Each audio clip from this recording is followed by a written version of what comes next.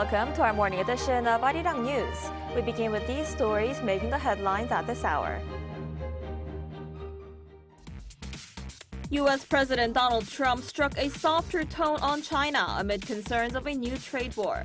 He now says the United States does not seek to harm China, but to help it. Israelis and Palestinians now await a hostage prisoner swap, as all of the living hostages in Gaza and Palestinian detainees in Israel are expected to be released on Monday morning, local time. At South Korea's National Assembly, the first audit under the Lee Jae-myung administration is set to kick off today, and it's expected to become a political battleground.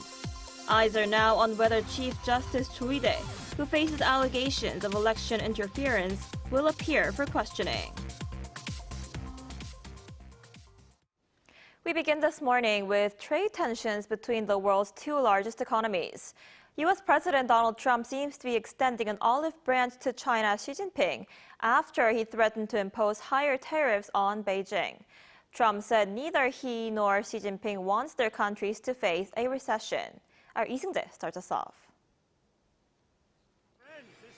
Amid rising concerns that the United States and China could reignite a trade war through ultra-high tariffs and export controls, U.S. President Donald Trump struck a notably softer tone on Sunday.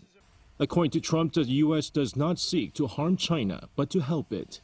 His remarks came just 2 days after he announced a 100% tariff in response to China's rare earth export controls and hinted at boycotting a face-to-face meeting with Chinese President Xi Jinping at the upcoming APEC summit. Trump also took to Truth Social to note that neither he nor Chinese President Xi Jinping wants a recession. Meanwhile, U.S. Vice President J.D. Vance spoke to Fox News on Sunday and expressed hope that Beijing will choose a rational path, stressing that the U.S. president holds far more cards than China. Vance also said he had spoken with Trump over the weekend, noting Trump's appreciation for the relationship with China, but emphasizing the significant leverage Washington holds.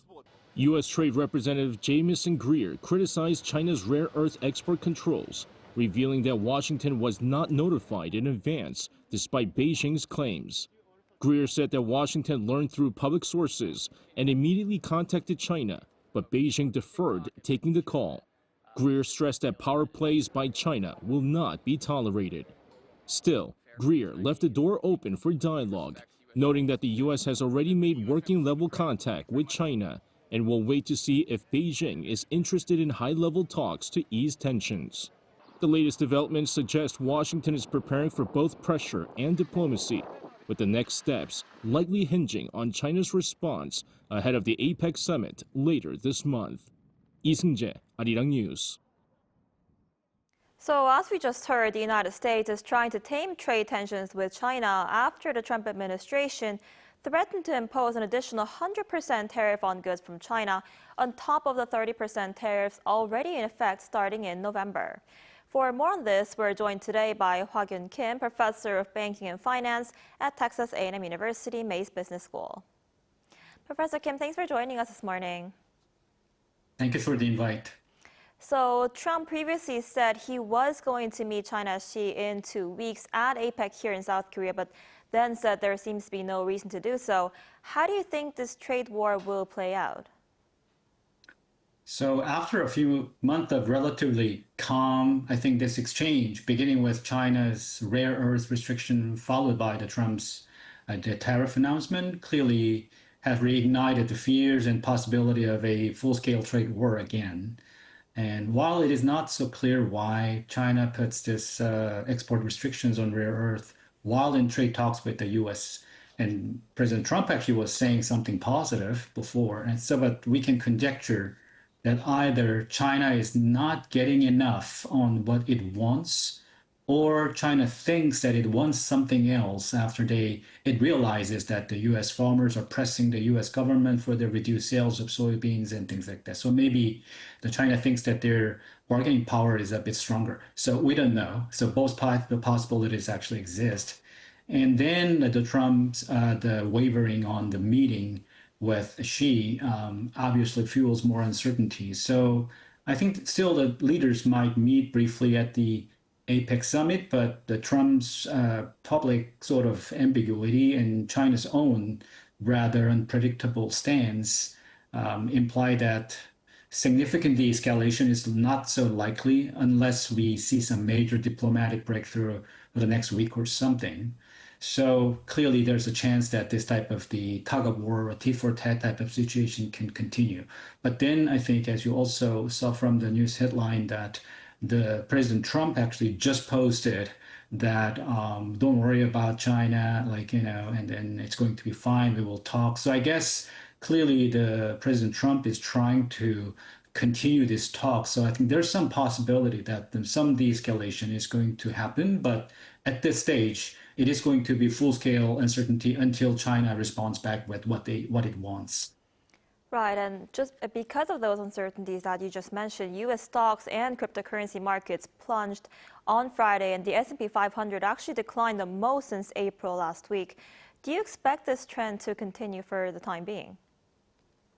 I mean, of course, there's always difficulty in predicting stock returns or the crypto, but obviously the stock price, the S&P 500 or these tech stocks and also cryptos have been going up a lot, I think. So the investors actually were trying to find excuses to liquidate some or just get some of the money out of these trades.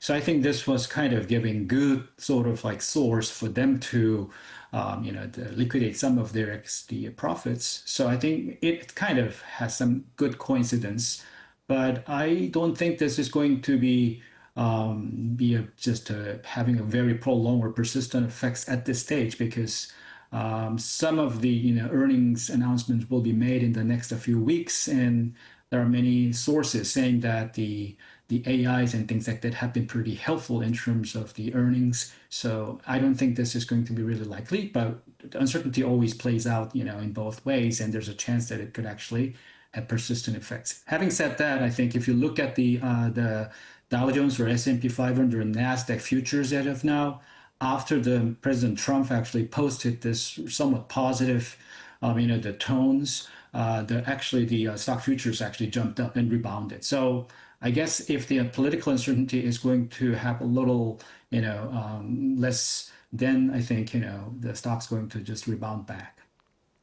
Right, and while that's happening in the United States, the European Union also said it'll cut its annual tariff-free steel import quota by 47% and double the tariff rate on imports exceeding the quota to 50%. How might this impact the steel industry in South Korea and perhaps other countries? So clearly, South Korea is one of the big exporters of these steel, the rolled steels and things like that to European Union.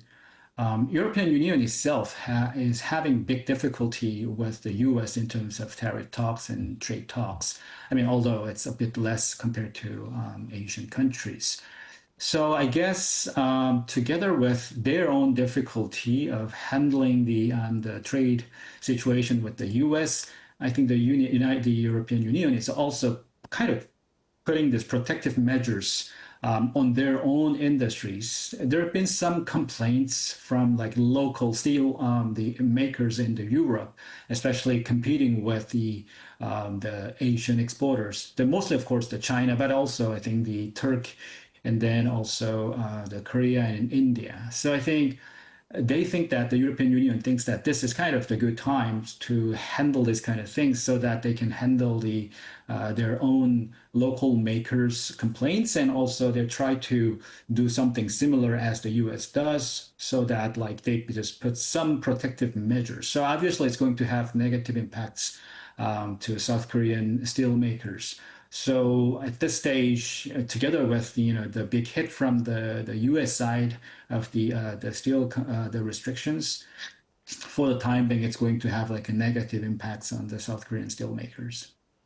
I see. And as for South Korean stocks, Samsung Electronics shares have been on a rally recently, but a U.S. federal jury has now ordered Samsung to pay $445.5 million in damages for infringing on patents related to wireless network technology held by an American firm. How significant is this ruling on Samsung, and what kind of impact might this have?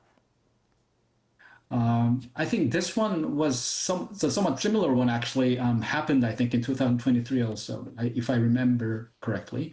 So I think this has been going on by these, the patent sort of like, the firms who always try to just attack like, big tech firms such as Samsung or Apple and other, the cell phone makers, the smartphone makers. So to me itself is not going to have a huge impact, and also the amount is not like gargantuan. But still, I think this is like a important operational risk and also the legal side of the risk. So I think the Samsung's compliance team and legal team actually really has to handle this, because if it continues to do this, then other, the patent type of the firms that always just tend to attack these firms will also just, have like coalitions and just keep attacking. And that I think is very bad. So my just, 2 cents would be, it's not like, having really big impact, but I think if you look at like the long horizon in terms of the operational risk or the legal risk side, I think Samsung really has to pay attention to this type of the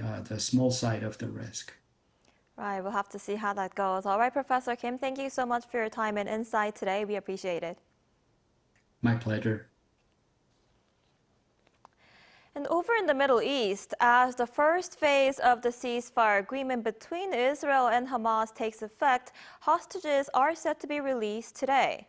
Meanwhile, U.S. President Donald Trump has departed for a visit to Israel before traveling to Egypt for a world leaders summit on ending the Gaza war. Our An Sung-jin has the details.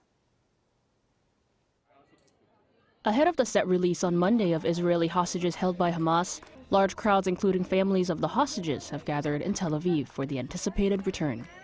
We're very thrilled about this. And then on the other hand, for us, for the families of the murdered hostages, there's a lot of anxiety. The ceasefire deal demands the return of all hostages taken captive during the Hamas attack on October 7, 2023. 20 hostages are believed to be alive, and Hamas is also to hand over the remains of 28 dead hostages. Trump, who put forth the agreement, has departed for Israel, and when asked how confident that the war was finished, he told reporters that the war is over and that the deal will hold as he sets to seal the agreement. This is the first time everybody is amazed and they're thrilled, and it's an honor to be involved.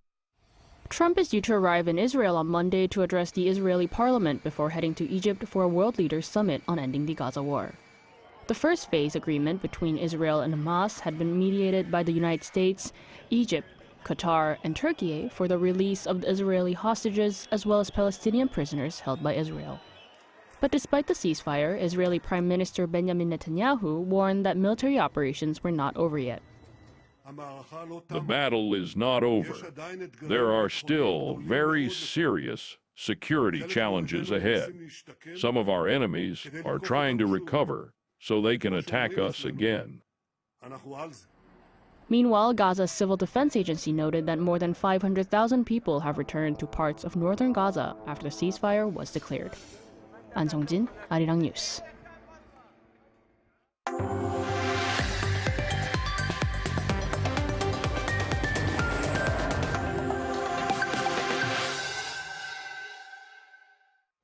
Meanwhile, here in South Korea, a day after a high-level government meeting addressed rising house prices in the Seoul and Gyeonggi-do regions, attention now turns to the National Assembly, where the first audit under the Lee Jae-myung administration is set to begin today. Our political correspondent Moon Il-yeon has the details. The new administration's first National Assembly audit kicks off on Monday, just a day after top officials met to discuss housing market instability and broader economic issues.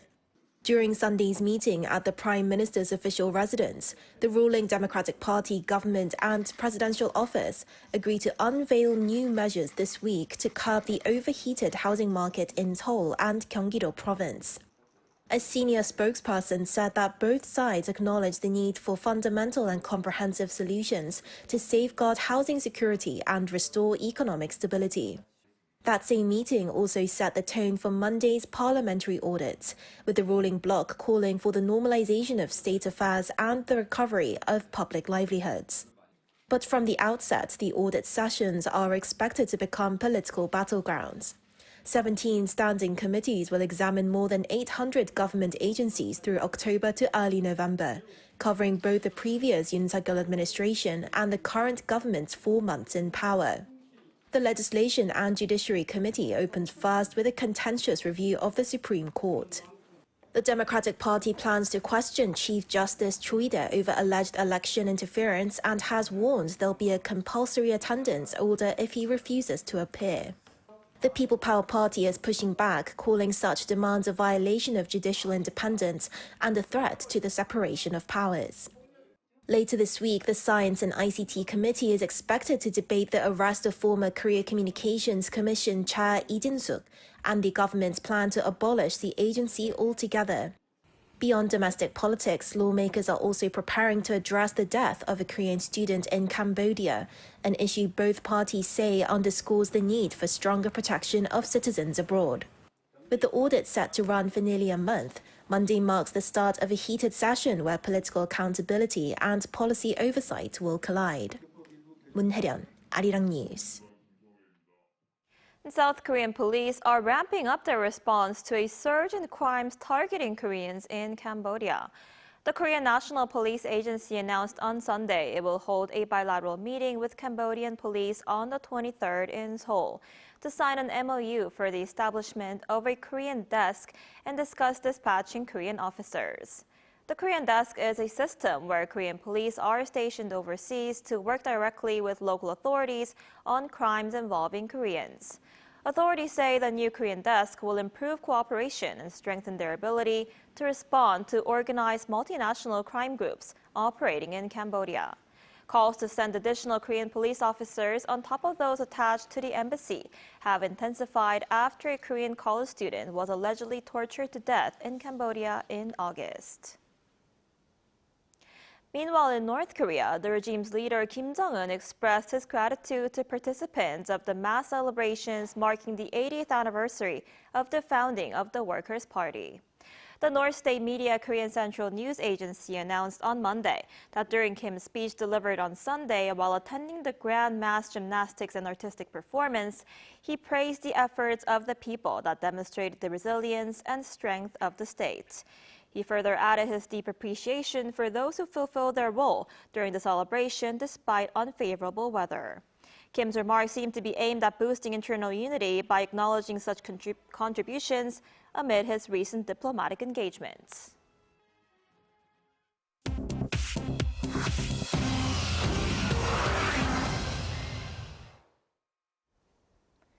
Good morning, I'm Chu Ji-hyun, and this is The World Now. In France, newly reappointed Prime Minister Sébastien Lecornu has announced a new government, his second such in a week, as he tries to steady the country after days of political chaos and rebuild confidence in France's economy. The 39-year-old centrist and ally of President Emmanuel Macron presented the cabinet on Sunday, a mix of Macron's loyalists, moderate conservatives, and figures from outside politics. Lecornu was reappointed on Friday after resigning earlier in the week after his first government collapsed within hours of formation. The new cabinet faces a fractured parliament where Macron's centrist bloc has lost its majority. The right-wing National Rally is demanding new elections while the left-wing France Unbowed wants the president to resign. Economists say Lecornu's first test will be delivering a credible 2026 budget to ease market jitters as France's debt climbs above 110% of GDP. Analysts warn that without stability, investor confidence could erode further across Europe. And in the United States, police in South Carolina are searching for a gunman who killed 4 people and injured at least 20 others after opening fire at a crowded bar on St. Helena Island, about 40 kilometers south of Charleston. The shooting happened around 2 a.m. Sunday at a local bar. Witnesses say a fight broke out before the subject started firing indiscriminately. According to the Beaufort County Sheriff's Office, several victims remain in critical condition. U.S. Representative Nancy Mace took to social media to say she was, quote, completely heartbroken by the shooting.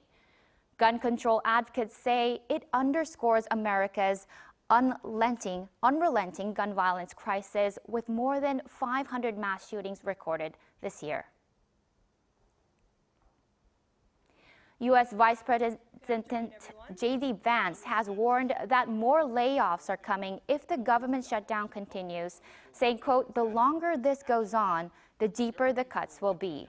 The shutdown, now in its third week, has left hundreds of thousands without pay and forced thousands of federal layoffs, including at the CDC.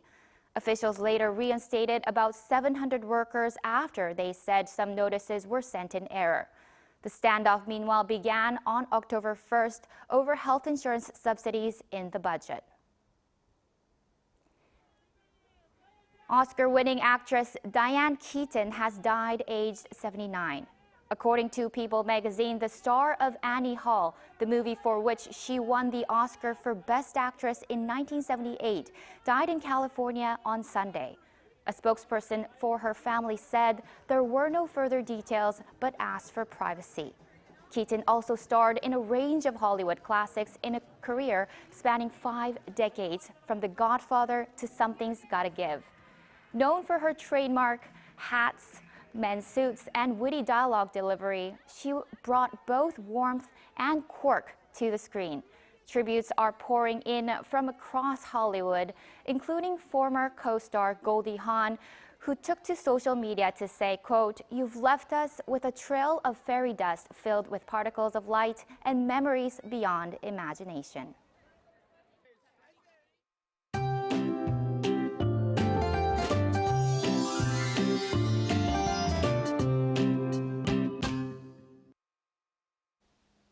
For many of you returning to work after a long Chuseok holiday, it surely will feel like a long and busy week. The new week starts with more rain, which has been falling across the central regions of the country. Those rain clouds will gradually expand, reaching the southern coast later this afternoon, then make their way to Jeju tomorrow. And east of Gangwon-do province could see 120 millimeters of downpours. The capital region will get 10 to 50 millimeters. The clouds and rain will certainly keep a lid on our daytime temperatures. The capital area will not see much difference in temperatures, but t-shirt weather continues on Jeju with a record-breaking October warmth. Further south, we'll have much warmer daytime highs with lesser precipitation, topping out at 26 degrees in Gwangju and Busan this afternoon. Now make sure to keep your umbrella handy. Rain is in the forecast for the entire week. Then we're jumping right into late autumn once all the rain goes away.